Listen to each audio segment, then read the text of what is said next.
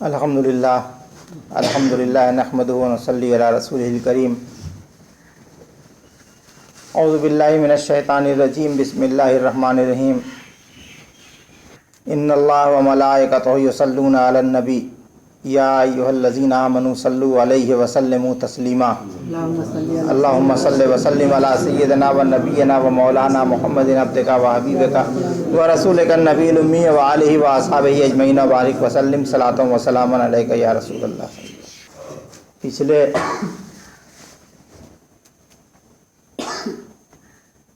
ہفتوں میں آپ نے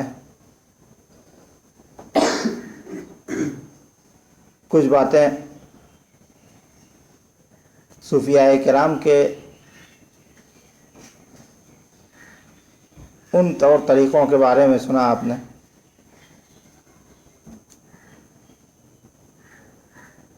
کہ جن کو بالکل ابتدا میں کرتے ہیں،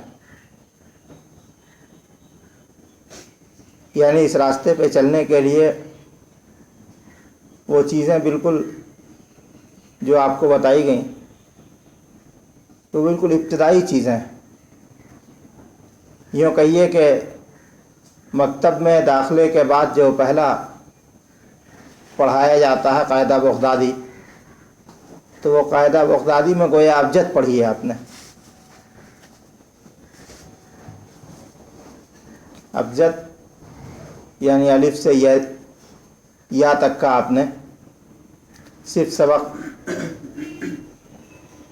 سنا، اب یاد کیا ہے یا نہیں کیا ہے یہ تو آپ جانیے، اس لیے کہ یہ وہ سبق نہیں ہے کہ جس کو پڑھانے والا پڑھائے بھی اور یاد بھی کرائے۔ یاد تو آپ کو اپنے سے رکھنا کہ جو بتایا گیا ہے اس کے اوپر عمل کیجیے، اس لیے کہ اتنی محنت سے آپ ان باتوں کو سن رہے ہیں، اس کے لیے اہتمام کر رہے ہیں، صرف اچھا لگنے کے لیے تھوڑی سنا جاتا ہے کہ آج کی بات بڑی اچھی لگی، آج کی گفتگو اچھی لگی، اس ہفتے ایسا بیان کیا گیا، یا لوگوں میں اس بات کا چرچا کرنے کے لیے صرف نہیں ہے مقصد یہ ہے کہ جو بات آپ کو بتائی گئی ہے آپ اس پر عمل کیجئے تاکہ دوسرا دیکھنے والا بھی یہ سمجھے کہ آپ کے عمل سے آپ کے اندر کیا تبدیلی پیدا ہوئی، دوسرے کو محسوس ہو جائے آپ کی تبدیلی، آپ کے اندر جو تبدیلیاں آئیں یا آئیں گی یا اپنے آپ میں لانے کی کوشش کر رہے ہیں وہ دوسرے کو محسوس ہو۔ خود انسان کو اپنی تبدیلیاں کبھی کبھی محسوس نہیں ہوتی ہیں، یہ آدمی یہ سوچتا ہے کہ ہم نے جو اپنے آپ کو بدلا ہے تو بڑا بدل کے بہت اونچے ہو گئے ہیں، بہت بدل لیا اپنے آپ کو، لیکن خود یہ جاننا کہ ہم نے اپنے آپ کو بدل لیا اور ہم بدل گئے ہیں یہ کمال نہیں ہے، اس لیے کہ اپنی اچھائی تو ہر ایک کو اچھی معلوم ہوتی ہے، اپنی باتیں، اپنی صفتیں، اپنا انداز، اپنا طریقہ، آپ کے ظاہر و باطن کی تبدیلی دوسرے پر اثر انداز ہو جائے، دوسرا اس بات کو سمجھ لے کہ آپ نے کچھ تبدیلی پیدا کی ہے اپنے اندر، آپ کے مزاج میں، آپ کے الفاظ میں، آپ کے گفتگو میں، آپ کے چال ڈھال میں، تو یہ سمجھا جائے گا کہ جو ہم نے بتایا اور جو آپ نے سنا دونوں میں کا کچھ حاصل ہوا۔ میرے بتانے کا حاصل ہوا کہ آپ نے اس کو اچھی طرح سے سن کے ذہن نشین کیا، اور آپ کے سننے کا حاصل ہوا کہ آپ نے اس کو عمل میں لایا۔ تو سب سے بڑا معاملہ یہ ہے کہ عمل میں لانا، جو بات سنیے اس کو عمل میں لائیے، بہت نہیں تو تھوڑا صحیح۔ اب ایک ہی بار میں تو آپ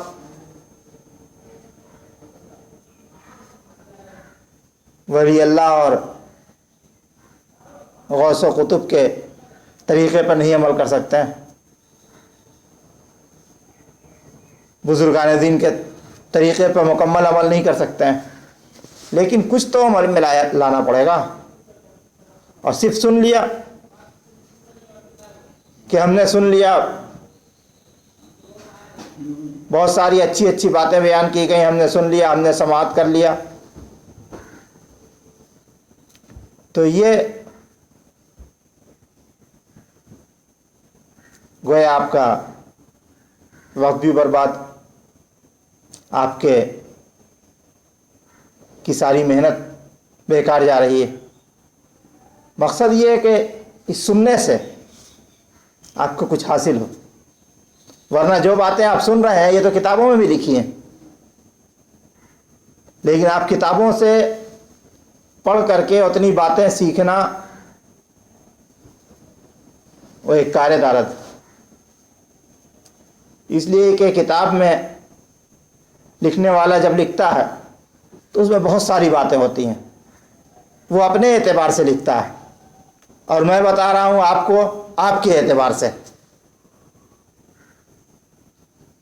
کتاب لکھنے والے نے، جو بزرگان دین نے، اولیاء کرام نے، اللہ والوں نے جو اس سلسلے کی کتابیں لکھی ہیں، اس روحانیت پہ کتابیں لکھی ہیں، وہ انہوں نے اپنے تجربات کو لکھا، اپنی باتیں لکھی ہیں، تو اس منزل پہ پہنچ کے لکھا کہ بہت کچھ باتیں عوام کے سمجھ سے بالاتر ہو جاتی ہیں، عام لوگ ان باتوں کو سمجھ نہیں پاتے ہیں، تو ان میں وہ باتیں جو آپ سمجھ سکیے اور وہ باتیں جس کو ہم آپ کو سمجھا سکیں سہل انداز میں، آسان طریقے میں، تو ان باتوں کو آپ سن کر کے، سمجھ کر کے اس کے اوپر عمل کر لیں۔ جتنی آسانی سے اور جتنے سہل انداز میں ہم کوشش کرتے ہیں کہ آپ کو ان دقیق مسائل کو، بہت ہی باریک باتوں کو جتنی آسانی سے آپ کے ذہن میں پہنچا دیں، شاید بہت مشکل ہو دوسری جگہ یا دوسرے درسوں میں کہ آپ اتنی آسانی سے ان دقیق اور باریک باتوں کو اتنی آسانی سے سیکھ سکیے۔ اب تک جو بتایا ہے، کوشش یہی کی ہے کہ ہلکے ذہن والا بھی سمجھ لے، تیز ذہن والا بھی سمجھ لے، پڑھا لکھا بھی سمجھ لے، کم پڑھا لکھا بھی سمجھ لے، عالم بھی اپنے اعتبار سے سمجھے اور غیر عالم بھی اپنے اعتبار سے سمجھ لے، اور سب کو عمل کرنے میں آسانی ہو جائے۔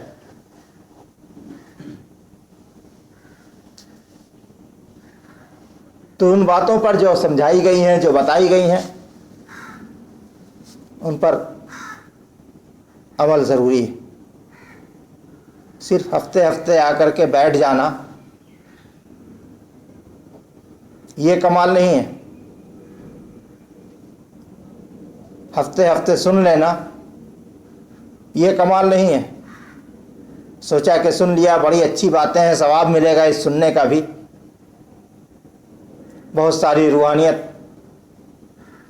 اور تصوف کی باتوں کی معلومات ہو جائے گی۔ معلومات حاصل کر لینا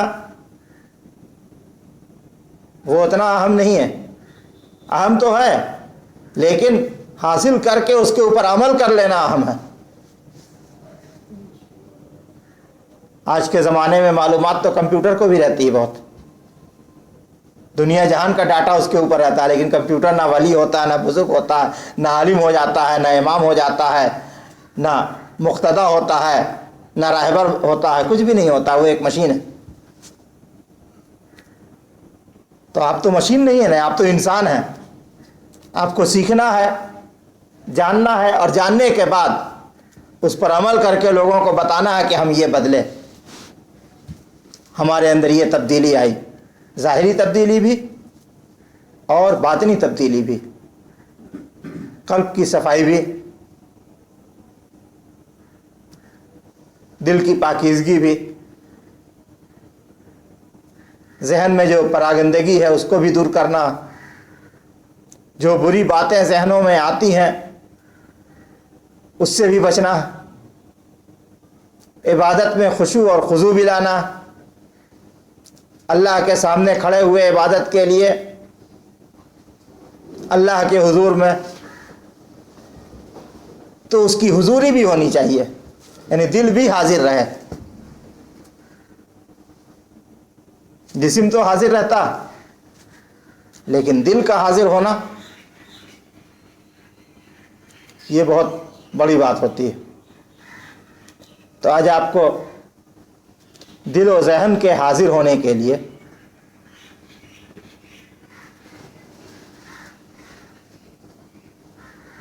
ایک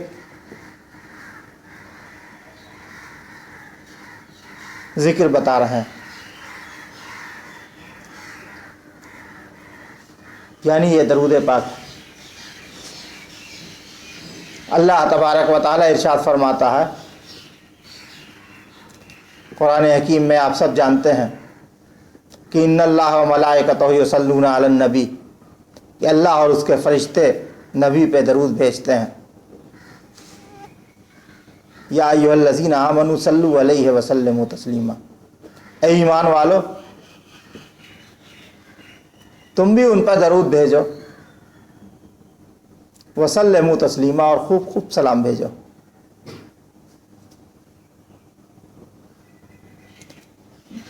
ساری امت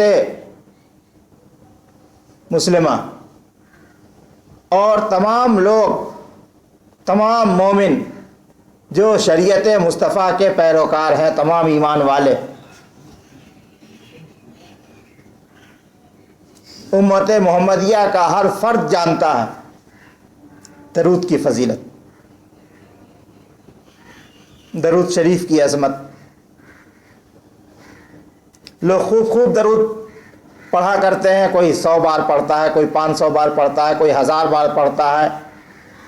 ایسے ایسے پڑھنے والے ہیں کہ جو ایک دن میں 10,000 بار پڑھتے ہیں، 20,000 بار پڑھتے ہیں، اور اس کے الگ الگ طریقے ہیں پڑھنے کے۔ خوب اس کی تعداد بڑھاتے چلے جاتے ہیں، 40 دن میں 1,25,00,000 پڑھتے ہیں۔ سلسلوں میں صاحب سلسلہ اکثر یہ اپنے سلسلے کا درود انہوں نے بتایا، اور پیران طریقت اپنے مریدوں کو یہ اپنے سلسلے کا درود بتاتے ہیں، اس کو 40 دن میں 1,25,000 پڑھنا، کم سے کم زندگی میں ایک بار ایسا پڑھنا ضروری،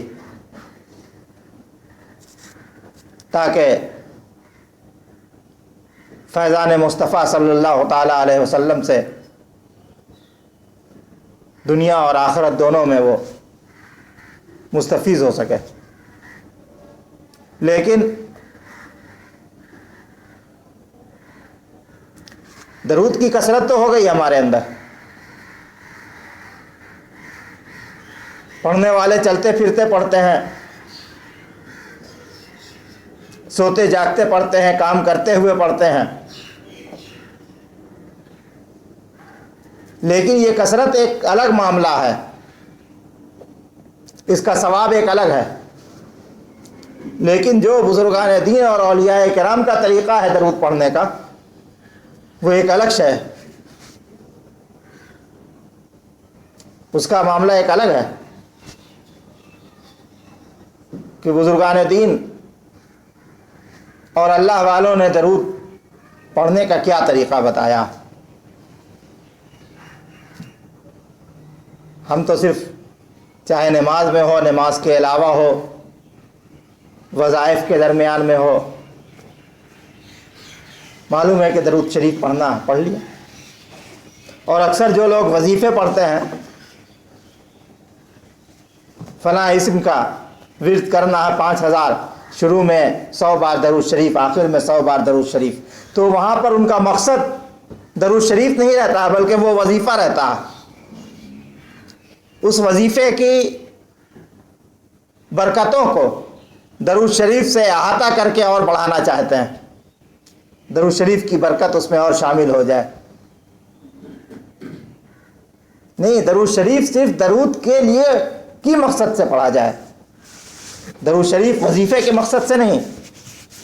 درود شریف ہم کو اس میں اعظم کا ورد کرنا ہے اس کے لیے نہیں، ہم کو کلمہ شریف کا ورد کرنا ہے اس کے لیے نہیں، فلاں سورہ کو ہم کو اتنی بار پڑھنا ہے اس سے پہلے اور آخر میں درود شریف پڑھنا ہے اس کے لیے نہیں.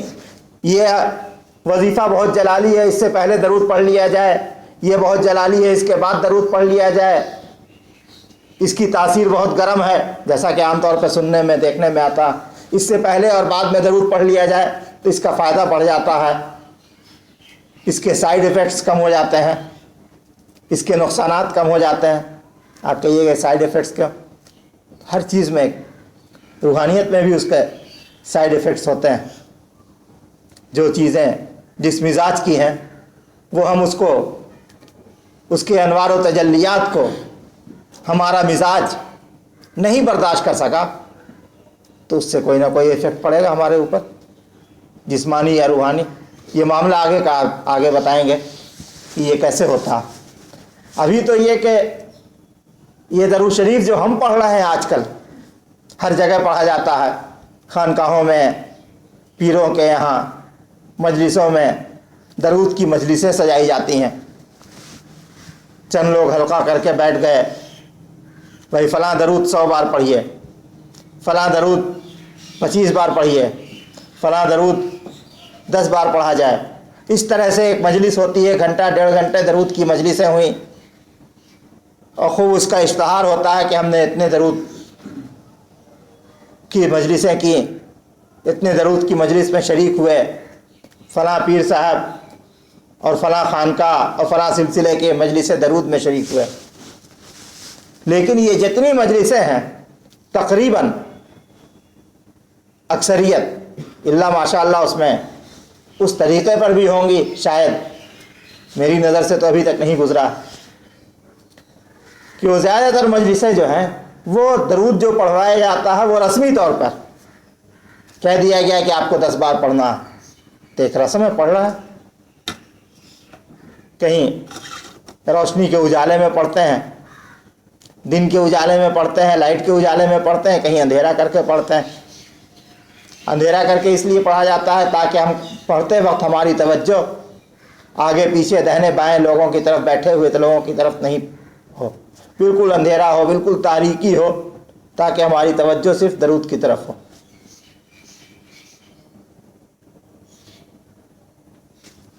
تو یہ جو کچھ بھی پڑھا جا رہا ہے یہ رسم ہے. رسم ایک الگ چیز ہوتی ہے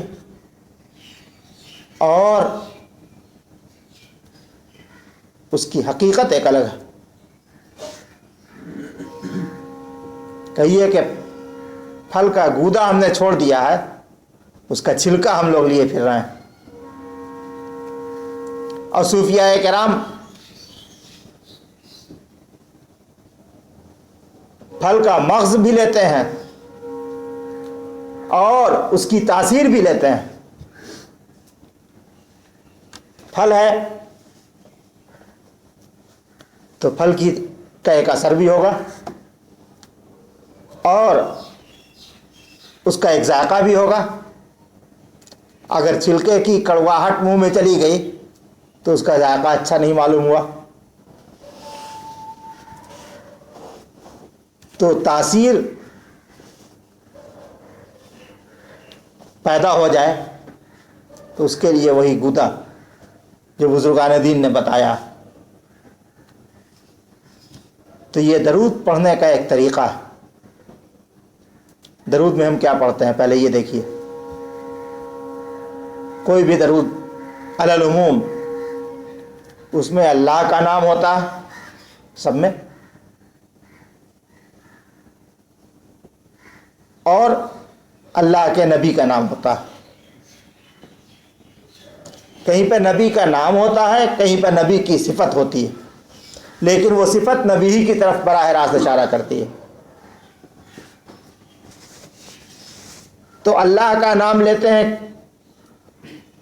درود میں. درود ایسا نہیں ہوتا کہ اس میں اللہ کا نام نہ ہو، اور درود ایسا بھی نہیں ہے کہ جس میں رسول اللہ کا نام یا صفت نہ ہو، درود ہی نہیں ہوگا. اس لیے کہ نبی کے اوپر درود بھیجا جا رہا ہے۔ تو اب اللہ کا نام لے رہے ہیں تو بزرگان دین فرماتے ہیں، خاص طور پہ سلسلہ قادریہ میں یہ تعلیم دی گئی ہے، سلسلہ چشتیہ میں بھی یہ طریقہ آیا ہے، اور یقیناً دوسرے سلاسل میں بھی آیا ہے کہ جس وقت اللہ کا نام لیا جائے، درود میں نام پہلے اللہ کا آتا ہے، یا تو اللہم کہہ کر کے آئے گا، یا تو صلی اللہ کہہ کر کے آئے گا۔ تو جہاں اللہ کا نام آیا تو اس وقت یہ خیال ہونا چاہیے، جیسے نماز میں خیال ہوتا ہے کہ اللہ ہم کو دیکھ رہا ہے، ہم اللہ کو دیکھ رہے ہیں یا نہیں تو اللہ ہم کو دیکھ رہا ہے،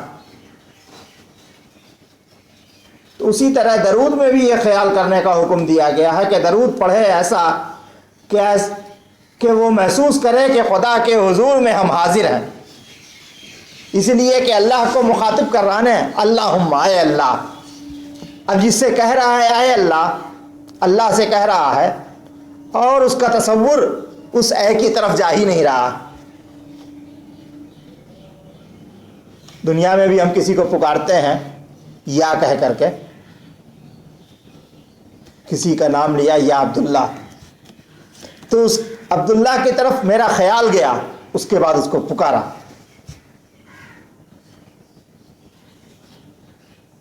کسی کا نام ہے عمر، اس کو پکارا یا عمر،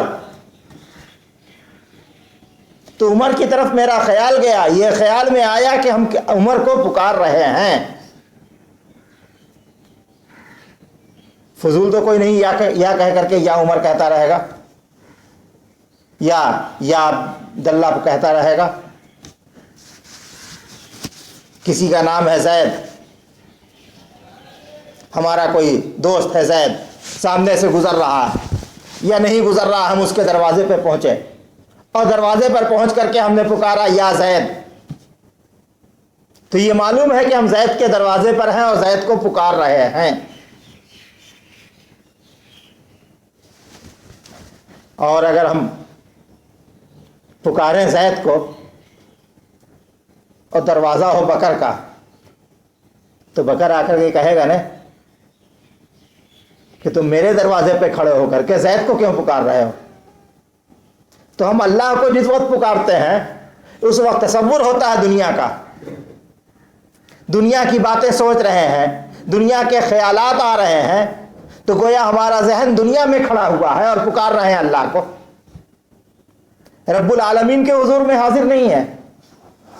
تو ذہن کو رب العالمین کے حضور میں پہلے حاضر کیا، اس کے بعد اللہ کو پکارا اللہم، تو یہ پکارنا ہوا۔ اللہم کا مطلب ہے اللہ، ورنہ وہی ہوگا کہ میرا ذہن دنیا میں، کبھی ذہن کاروبار میں، کبھی ذہن آفس میں، کبھی ذہن گھر کی الجھنوں میں، کبھی ذہن پڑھتے چلے جا رہے ہیں درود اللہم اللہم بار بار کہتے چلے جا رہے ہیں، لیکن اللہ کے حضور میں حاضر نہیں ہو رہے ہیں، بارگاہ خداوندی کا ایک ذرہ برابر خیال نہیں آ رہا ہے، صرف یہ خیال آ رہا ہے کہ ہم نے اتنا درود پڑھ لیا، تسبیح ہاتھ میں ہے، اس کی گنتی کا خیال ہے، تسبیح پر حاضر ہیں، اپنے مصلی پر حاضر ہیں، اپنے سجادے پر حاضر ہیں، اپنے حجرے میں حاضر ہیں، ذہنی طور پر اپنے کام دھام میں لگے ہوئے ہیں، اور زبان چل رہی ہے اللہم اللہم، تو اللہ کہے گا نا زبان میری طرف پکار رہی ہے اور اس کا دماغ کہیں اور حاضر ہے، اس کا ذہن کہیں اور پہنچا ہوا ہے، جیسے ہمارا جسم کہیں اور ہو، ہم پکاریں کسی اور کو، بالکل وہی معاملہ۔ ہم اپنے مسجد کے امام صاحب کے دروازے پر پہنچے اور پکارے مسجد کے صدر صاحب کو، تو وہ کہیں گے نا کہ یہ میرا دروازہ ہے، صدر صاحب کا نہیں ہے۔ اور صدر اگر سنے گا تو کہے گا کہ میرے نام سے ان کے یہاں پکار رہا ہے، حاضر وہاں ہے۔ تو ویسے ہی ذہنی طور پر ہم حاضر دنیا کے معاملات میں رہتے ہیں اور پکارتے ہیں اللہ کو، یہی حال دعاؤں میں بھی ہوتا ہے۔ یہی وجہ ہے کہ وہ دعا ہماری مقبول بارگاہ الہی نہیں ہو پاتی ہے۔ تو بہرحال درود شریف پڑھنے کے لیے جب ہم نے ارادہ کیا، اگر اس انداز پہ چند بار بھی درود شریف پڑھ لیا گیا تو یہ ہزاروں رسمی درود سے کہیں زیادہ افضل والا ہوگا۔ اب پڑھ کر کے دیکھیے گا کہ جس وقت درود شریف پڑھنے بیٹھیے اور جس وقت آپ کو اللہم کہنا ہے تو اپنے آپ کو خدا کے حضور میں حاضر جانیے، اپنے آپ کو اللہ کے حضور میں حاضر جانیے اور اللہ سے کہہ رہے ہیں اس وقت دعا یہی ہے نا، اللہم اے اللہ صلی علی محمد، محمد صلی اللہ علیہ وسلم پر درود بھیج اے اللہ۔ اللہ سے کہہ رہے ہیں تو کہیں اللہ سے اور حاضر نہ ہو، یہ عجب بات ہے۔ کسی کو اپلیکیشن دیا جائے اور منہ گھما لیا جائے، افسر کے پاس پہنچے اور اس کو کوئی درخواست پیش کریں اور اس سے منہ گھما کر کے تم کو دیکھیں گے نہیں لیکن درخواست دیں گے، تمہارا خیال نہیں کریں گے لیکن تمہارے پاس درخواست دیں گے، تمہارا تصور نہیں کریں گے لیکن تمہارے پاس درخواست دیں گے، تم سے بات نہیں کریں گے لیکن تمہارے پاس اپلیکیشن دیں گے، تو اس وقت وہ کیا کہے گا؟ اس کو اٹھا کر کے وہ کنارے ڈال دے گا، ہماری سنوائی ہوگی؟ تو ہمارا وہ درود ایسا کہ جو نبی کی بارگاہ میں خود پہنچے، ایسا درود پڑھیے کہ نبی کی بارگاہ میں خود پہنچے۔ درود اتنے خشوع اور خضوع سے پڑھا جائے کہ نبی کی بارگاہ میں خود پہنچے، فرشتوں کو یہ ضرورت نہ پڑے کہ اس کو اٹھا کر کے لے کے جا کر کے بارگاہ رسالت میں کہیں کہ یا رسول اللہ آپ کے امتی نے درود بھیجا، بلکہ خود پہنچ کر کے وہ بتا دے کہ یا نبی اللہ یہ درود ہیں، ہم درود ہیں اور آپ کے فلاں امتی نے بھیجا، درود خود پہنچ جائے۔ بلکہ اولیاء کرام جب درود پڑھتے ہیں، اللہ والے جب درود پڑھتے ہیں تو درود کیا بلکہ جو پڑھنے والا ہے وہ پہنچ جاتا۔ جب آپ ایسے پڑھیے گا نا تو پڑھتے پڑھتے آپ خود پہنچ جائیے گا، جب آپ کا تصور پہنچا تو کوئی آپ خود پہنچ گئے۔ تصور کو اتنا مضبوط کرنا پڑے گا کہ جب اللہ کا نام لیا اللہم، یا جب کہا صلی اللہ، اللہ کا نام آیا تو اس وقت اللہ کے حضور میں خود پہنچ گئے، تصور پہنچ گیا۔ اور اس کے بعد اللہ سے کہا کہ اے اللہ درود بھیج، پھر تصور کو وہاں سے پلٹا۔ اب خدا کے حضور میں عرض کر رہے ہیں، تصور کا ایک حصہ اللہ کے پاس ہے کہ اللہ سے کہہ رہے ہیں اللہم صلی علی، اے اللہ درود بھیج، کس کے اوپر؟ یہ ہمارے آقا ہیں، ہمارے مولا ہیں، ہمارے رہبر ہیں، ہمارے رحمت عالم ہیں، نور مجسم ہیں، مدنی تاجدار ہیں۔ گنبد خضرا کا تصور کر لیجئے، اگر دیکھا ہو تو تصویروں میں دیکھا ہو اس کا تصور کر لیجئے، اگر ایسے دیکھا ہو تو اس کا تصور کر لیجئے۔ ایک طرف ذہن میں اللہ کا تصور ہو کہ اللہم صلی علی، اور فوراً جب محمد کا لفظ آیا زبان پر تو فوراً نبی کی بارگاہ میں حاضر، اللہم صلی علی محمد، اے اللہ درود بھیج ان مقدس شخصیت پر جو تیرے محبوب محمد الرسول اللہ ہے صلی اللہ علیہ وسلم۔ اطمینان سے پڑھنے کا ہے، وہ جو ہم پڑھتے ہیں اللہم صلی علی محمد، اللہم صلی علی محمد، اللہم صلی علی محمد، یہ تو ایک رسم ہو گیا۔ لیکن جب اطمینان سے پڑھیے اللہم، تصور گیا اللہ کے یہاں، خدا کی عظمت کا تصور کرتے ہوئے، اس کی بارگاہ کا تصور کرتے ہوئے، جیسے نماز میں کرتے ہیں کہ وہ ہمیں دیکھ رہا ہے، ہم اس کے سامنے کھڑے ہیں اور اس سے اس کی بارگاہ میں عرض کر رہے ہیں اللہم صلی علی، اور اس کے بعد میرا تصور پہنچا محمد الرسول اللہ صلی اللہ تعالیٰ علیہ وسلم کے گنبد خضرا اور ان کی سنہری جالیوں کے پاس، وعلی محمد. تب اس وقت یہ درود ہوگا. نبی کا تصور اگر درود میں نہیں آیا تو وہ درود ہی نہیں. خدا کا خیال اور نبی کا تصور. ہم کہہ دیا تھا حضور پر درود پڑھنا ہے، کیا کر رہے ہو؟ حضور پر درود پڑھنا ہے، بیٹھے ہوئے پڑھنا ہے، 2 گھنٹے تک درود پڑھنا ہے، اور دنیا جہان کا کام دماغ میں چل رہا ہے، ذہن سوچ رہا ہے. اس 2 گھنٹہ 4 گھنٹہ یہ 5-5 ہزار ہم نے درود پڑھ لیا، 10-10 ہزار ایک دن میں درود پڑھ لیا، اس سے کیا حاصل ہوا؟ نبی کی بارگاہ میں میرا ذہن پہنچا ہی نہیں، نبی کی بارگاہ میں میرا تصور پہنچا ہی نہیں، نبی کے حضور میں میرا خیال نہیں گیا. جب خیال نہیں گیا تو درود کہاں سے جائے گا؟ اور اگر خیال پہنچے گا، ادھر اللہ کے حضور میں خیال پہنچا، تصور خشوع اور خضوع بارگاہ الہی میں ہوا، اور ادھر نبی کی بارگاہ میں میرا تصور پہنچا، تو تصور ہی نہیں پہنچے گا، میری آواز بھی پہنچے گی، بلکہ میری آواز ہی نہیں پہنچے گی بلکہ پوری روحانیت وہاں پہنچ جائے گی. اور اولیاء کرام تو پورے خود وہاں پہنچ جایا کرتے ہیں. ادھر ایک بار کہا اللہم تو عرش اعظم پر، اور صلی علی محمد کہا تو مدینہ طیبہ میں. یہ خیال کرتے ہوئے پڑھنا، تب وہ درود ہوگا. اور درود کے تمام، اس کے اگر لمبا بڑا درود ہے، بہت سارے الفاظ ہیں، تو اس کے تمام معنی اور مطالب کو سمجھتے ہوئے، اس کو ذہن میں لاتے ہوئے، جب وعلی آل محمد کہا تو آل نبی کا تصور بھی لازمی ہے،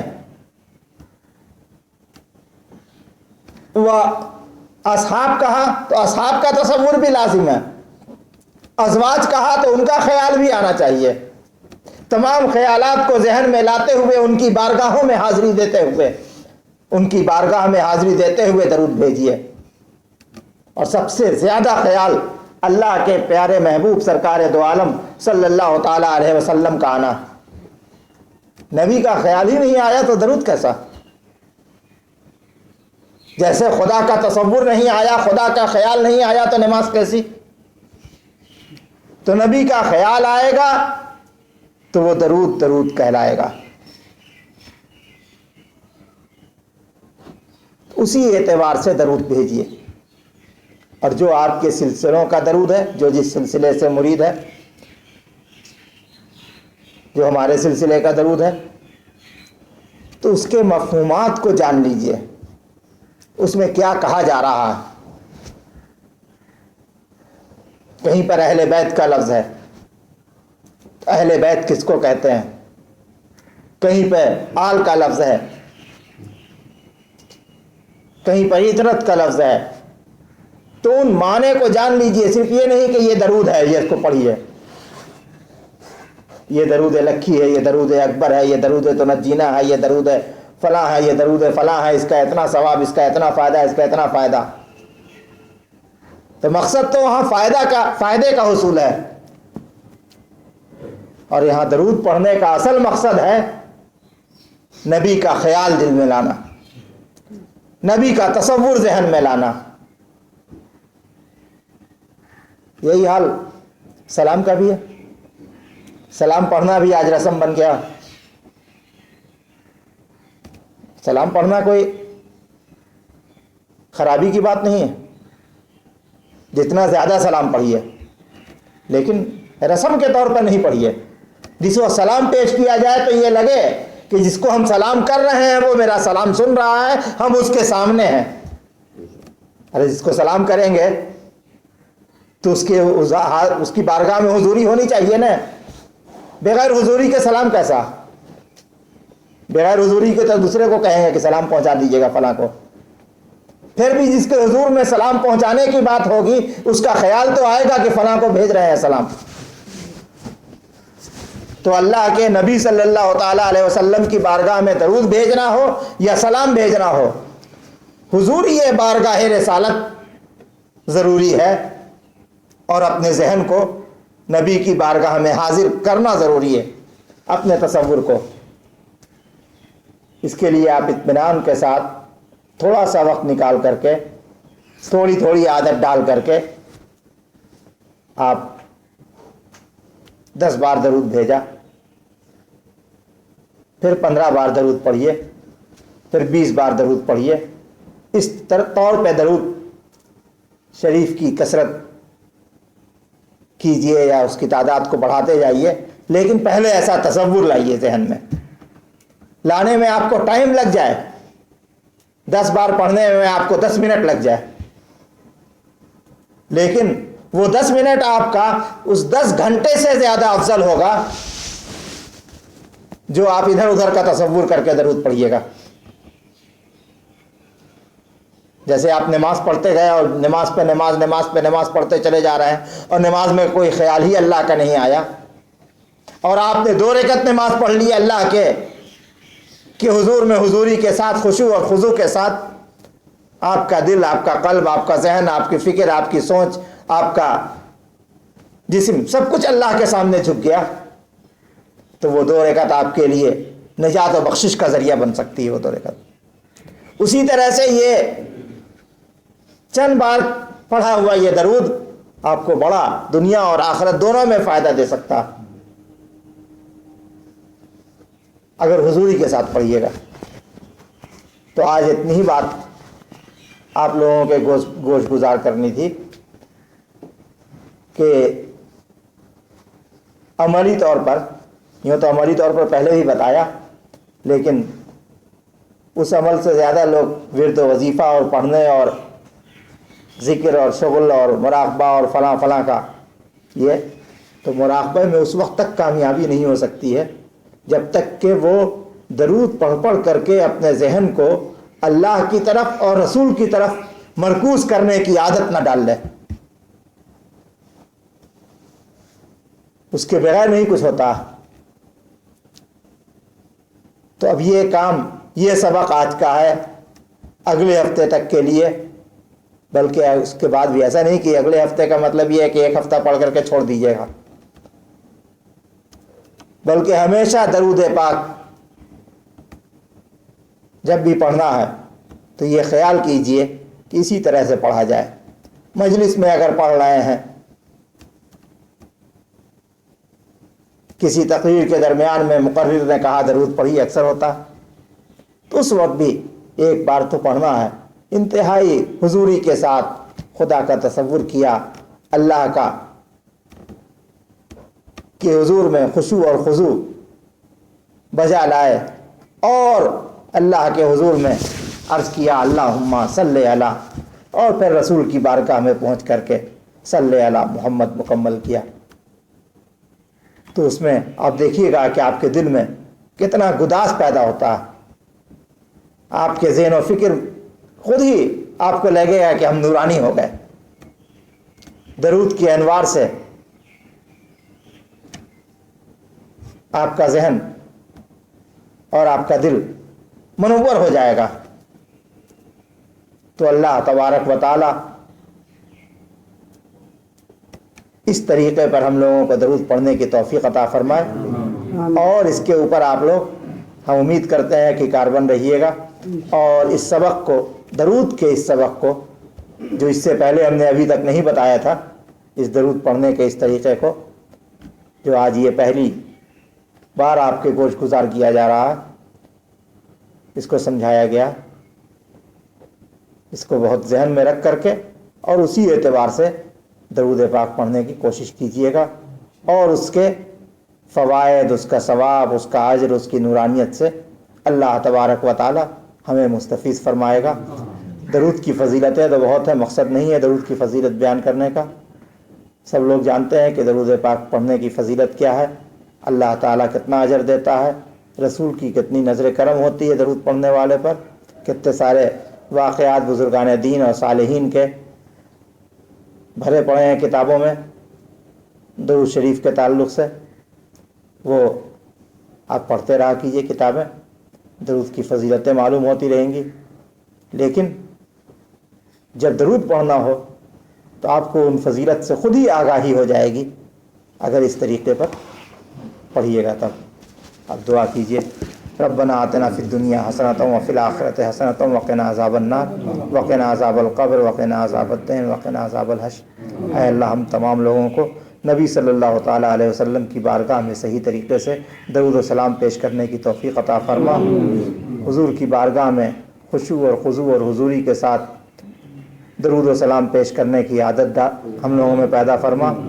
اے اللہ، اور نبی کے صدقے میں درود پاک کے وسیلے سے ہم تمام لوگوں کے قلوب کو پاکیزہ فرما، ذہن کو پاکیزہ فرما، اور ہم لوگوں کے اعمال میں بے انتہا نیکیاں عطا فرما۔ اے اللہ ہم لوگوں کو برائیوں سے بچا، درود کی برکتوں سے، درود کی فضیلتوں سے اے اللہ ہم لوگوں کے گناہوں کی مغفرت فرما۔ ہم لوگوں کے نامہ اعمال میں جو گناہوں کی سیاہی ہے اسے درود کے انوار سے اے رب العالمین دھو دے، صاف کر دے، پاک کر دے، اور اپنے حبیب صلی اللہ تعالیٰ علیہ وسلم کے صدقے میں ہم لوگوں کی خطاؤں کو معاف فرما دے، لغزشوں کو معاف فرما دے، بزرگان دین کے طریقے پر چلنے کی توفیق عطا فرما دے۔ وصلی اللہ تعالیٰ علی خیر خلقہ محمد وعلی آلہ واصحابہ وازواجہ وذریاتہ وعلماء امتہ واولیاء ملتہ اجمعین برحمتک یا ارحم الراحمین۔